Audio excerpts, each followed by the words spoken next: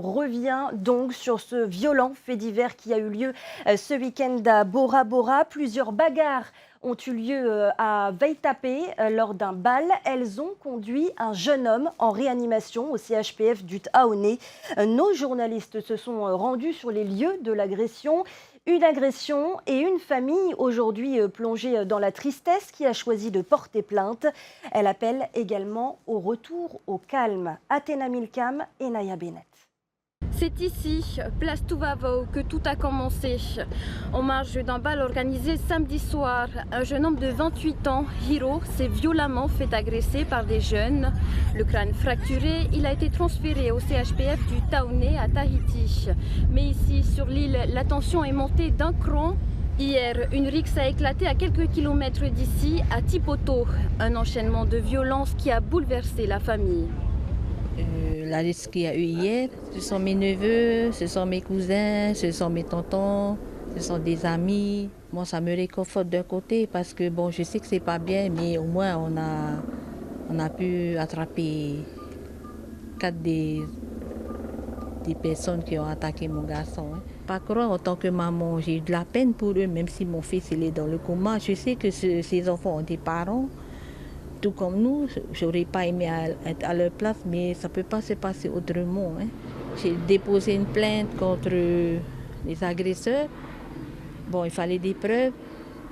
Bon, avec les réseaux sociaux, là, on a pu avoir des vidéos. Et c'est grâce à ça qu'on a pu identifier tous les agresseurs de mon garçon. Je vais prendre un avocat pour m'aider, parce que je ne vais pas en rester là. Je veux les poursuivre, qu'ils comprennent c'est quoi la douleur d'une maman.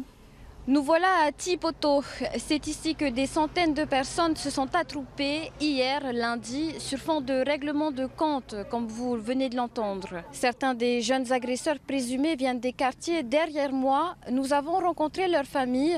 Elles n'ont pas souhaité s'exprimer. Elles ne veulent pas empirer la situation. Ce genre d'événement était récurrent il y a quelques années. Ce n'est plus trop le cas depuis 3-4 ans, selon la population interrogée. Des violences qui ternissent l'image d'une destination touristique, d'ailleurs surnommée la perle du Pacifique. Bora Bora, c'est une île magnifique et tout. Il ne faut pas la gâcher, quoi. C'est une mauvaise image. Après, du coup, les touristes ils vont se dire « Oh, c'est comme ça maintenant sur Bora ».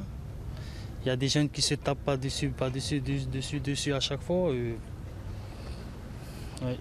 Dans ce contexte, le gouvernement a envoyé sur place le délégué en charge de la prévention et de la délinquance de la jeunesse. Il arrive demain et il sera chargé d'aller à la rencontre des familles et des autorités, en compagnie des autorités de la commune. Depuis Bora Bora, Athéna Milcam pour Tahiti Nui Télévision.